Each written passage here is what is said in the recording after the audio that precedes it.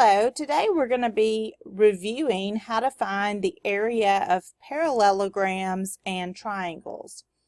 And we're going to be adding to our repertoire how to find the area of trapezoids. I know y'all are always looking for new and interesting words. How about repertoire? Let me ask Siri. How do you spell repertoire?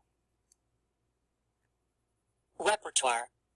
R-E-P-E-R-T-O-I-R-E. So if you look up the definition, it's a stock of plays, dances, or pieces that a company or a performer knows and is prepared to perform. So I want us to be prepared to perform how to find the area of any of these three shapes. First on our list is a parallelogram. The base of a parallelogram is any side of the parallelogram, but the height is the length of an altitude. What does it mean to be an altitude? It has to be perpendicular to the base. So it has to be making a right angle. So as we look at our first example, you'll see 14 centimeters. This is our altitude. It's perpendicular to the base. So area equals base times height. Our base here is 32 centimeters. Our height is 14 centimeters. When you multiply those together, you get 448 centimeters squared. That will be the area of this first parallelogram. Since those were the only two measurements given, it was very easy to determine the base and the height. But sometimes they give you the hypotenuse of this right triangle. So be careful if they happen to tell us this was 15 or something along those lines. You pick the 14 because it's the one that's perpendicular to the base. So again, example B, our base, notice from here to here is 7.5 feet. This is just showing you that this is not our height. This length right here, I'm going to call it L just so you don't get confused. This is not our height. This is our base. This is another side of the parallelogram. The height has to be perpendicular. So you're looking for this little magical box. So our height is 10.2 feet. And when we multiply those together, we get 76.5. And feet times feet makes feet squared, and area is always units squared. As we look at these other three example problems, you'll notice number one is exactly what I'm talking about. They gave us this base, and they gave us this other side 10 meters, but that is not our height. To be our height, we're looking for this perpendicular mark that lets us know that's a right angle. So our area, which is always base times height for a parallelogram, just like a rectangle, our base is 4 meters, our height is 8 meters. So what do I do with that 10 meters? Absolutely nothing. It does not help me find my my area. And 4 times 8 is 32 meters times meters, meters squared. I'm going to leave number 2 for you to do on your own. So pause right here and try number 2. Hopefully you got 72 yards squared or square yards.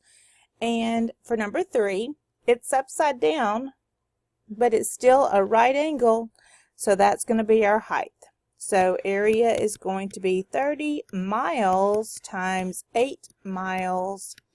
And it's going to be 240 miles or square miles. Now let's review the area of a triangle. Remember, a triangle is exactly half of a parallelogram or any other four-sided shape.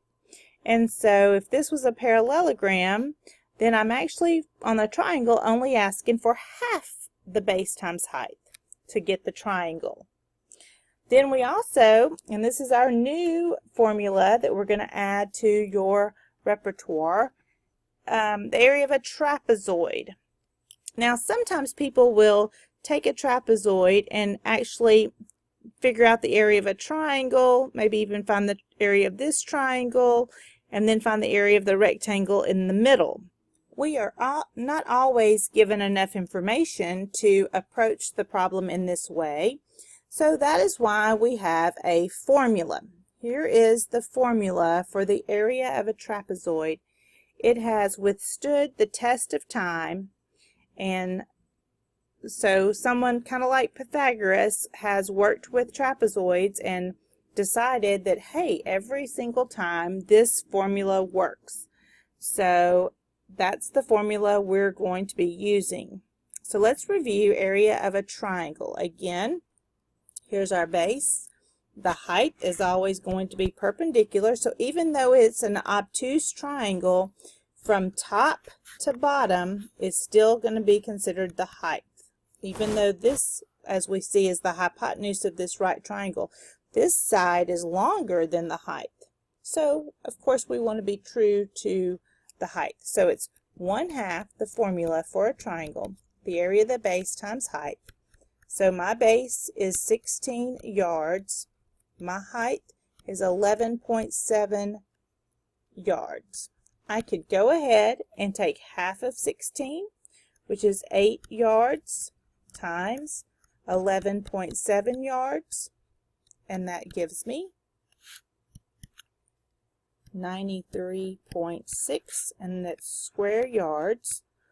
But I could have, and let's just change colors so you can see, I could have said, wait a minute, let's multiply 16 times 11.7, which is 187.2, and take half of that number. When I divide that number by 2, guess what? I'm going to still end up with 93.6 square yards. All right, now let's try our trapezoid formula. Let me write it down.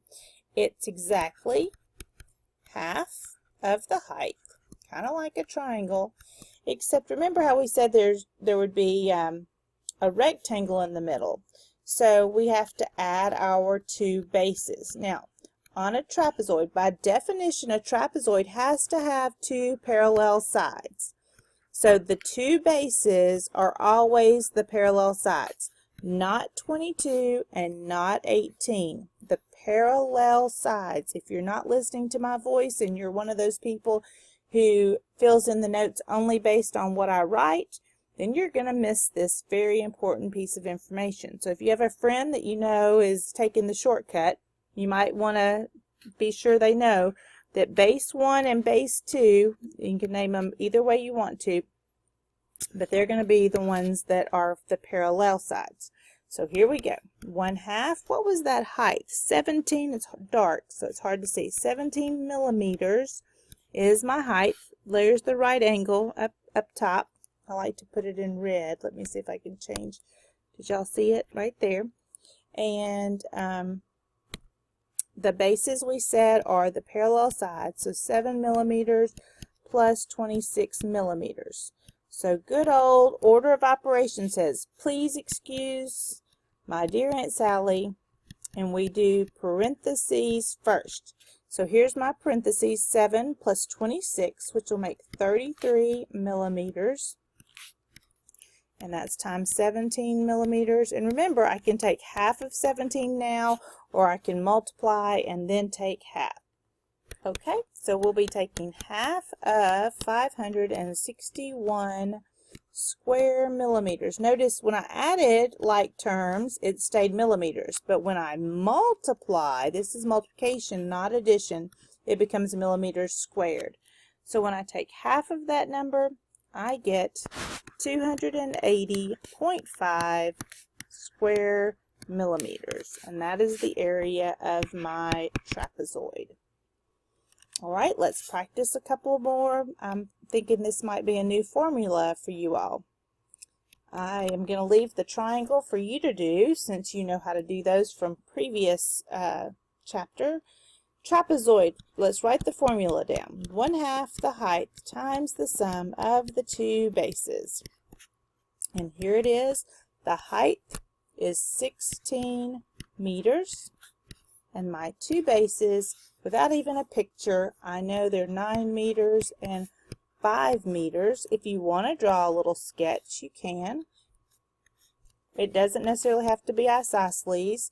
Oh wait, the height is 16 meters. So if I'm going to draw this to scale, hold on. Y'all know me, when it comes to geometry, I don't go by looks. But since I am going to take the time to draw it, I need it to be really tall, maybe even taller than it is wide, because it says, let me show you why I'm redrawing it. It says the height is 16 meters. So if I make this the height, the bases are not as tall as the height. The bases are only 9 meters and 5 meters. And I, on purpose, made the bottom smaller than the top because that could happen sometimes on a trapezoid. Okay, so let's go back over to our math. Some of you like to draw a picture, and I do too. So 9 plus 5 is 14. And we can either multiply, or let's go ahead and take half of 16 and make that 8 meters. So 8 meters times 14, and you get 112, and it's meters times meters, so it's square meters. That's the area of our trapezoid. All right, you're going to have some practice problems. I highly recommend, that you copy your formula first. Find out each one of your, copy your formula first. Find out each part that you need and then go and plug them in. And don't forget, this is a plus sign and this is multiplication. So we have to obey order of operations. I hope y'all have a blessed day.